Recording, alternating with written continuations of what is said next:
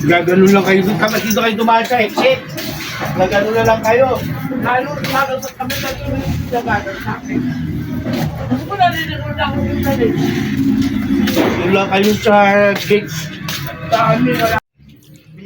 Tirang alay sa patay. Biko, ang sarap. Bigay ni Mama Nida. Ayan. Harap.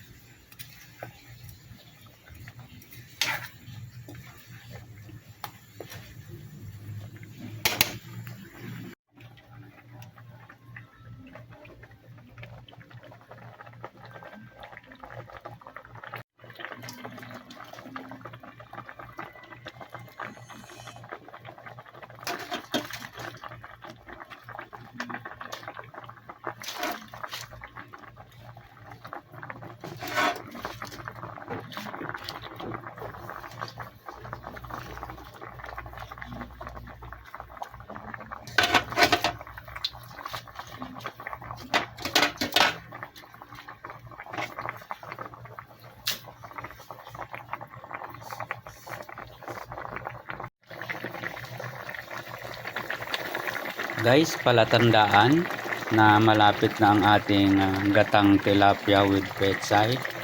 Yan po, oh. Duling na ang tilapia. Yung palatandaan para malapit nang maluto ang ating gata with petsay, tilapia. Ayan, duling na po yung tilapia. Yan. Malapit nang mag lunch tayo, guys. Ayan, pakuluan na lang ng konti ito. Luto na ang ating gata tilapia with petsay. Uulan na ba?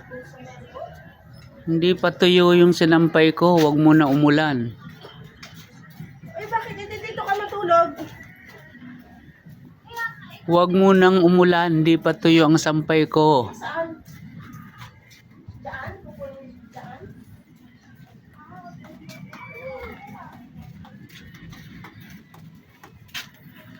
Pero kukunin ko na. Baka umulan. Nadawni ko pa man din to.